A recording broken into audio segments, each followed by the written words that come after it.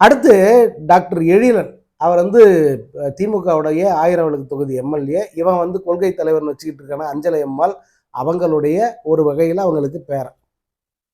அவர் வந்து சொல்றாரு, டேய் எல்லாரையும் தற்கூரின்னு நம்ம சொல்றோம், அப்படி சொல்ல வேண்டாம். ஏன்னா தற்கூரின்றது வந்து ஏதோ ஒரு வகையில் அவங்க மனசை புண்படுத்தும். அவங்களையும் சேர்த்து திருத்த வேண்டிய இடத்துல நம்ம இருக்கோம். ஏன்னா நம்ம முதலமைச்சர் திமுகவுக்கு மட்டும் முதலமைச்சர் இல்லைப்பா, எல்லாருக்கும் முதலமைச்சர் தான். அந்த தவிட்டு தற்கொலைன்னு சொல்கிறீங்களே அவங்களுக்கும் வந்து அவர் தான் முதலமைச்சர். அப்படி இருக்கும்போது நம்ம பொறுப்போடு நடந்துக்கணும். நம்ம அவங்கள தற்கொலைகள்னு சொல்ல வேணாம். அவங்கள அரசியல்படுத்துகிற வேலையில் நம்மளும் இறங்கலாம் அப்படின்னு சொல்கிறார். அவர் என்ன சொன்னாருன்ற அர்த்தமாக தெரியுதாடா உனக்கு? நீ எல்லாம் என்ன ஜென்மண்டா, என்ன சாப்பிட்ற? உண்மையில உனக்கெல்லாம் வந்து மண்டையில் மூளை இருக்கா, இல்லை மாட்டு சாணி இருக்கா? மாட்டு சாணி கூட ஒரு பயன் இருக்குண்டா, உனக்கு அது கூட கிடையாது. எழிலன் சொன்னது உன்னை செருப்பால் அடிச்சாரு. அவரு உன் ஆட்களை எல்லாம் செருப்பால் அடிச்சாரு. ஆனா நீ என்ன சொல்ற?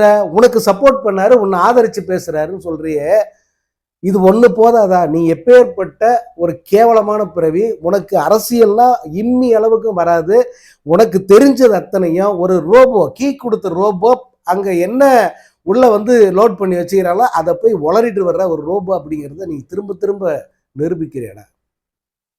இவர் வந்து திமுக பேரை சொல்லாம இவர் திட்டுறாராம். அடேங்கப்பா டேய், அவங்க உன்னை ஒரு ஆளாவே வந்து அவங்க கன்சிடர் பண்ணல.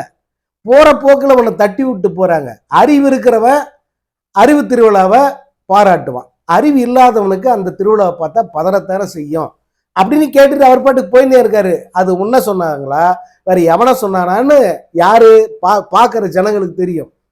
ஆனா உனக்கு உரைக்குது பத்தியா? உனக்கு நறுக்குன்னு எங்கேயோ குத்துன மாதிரி, உயிர் நாடியில ஊசி வச்சு குத்துன மாதிரி உனக்கு உரைக்குது பத்தியா? அதுக்கு என்ன அர்த்தம்?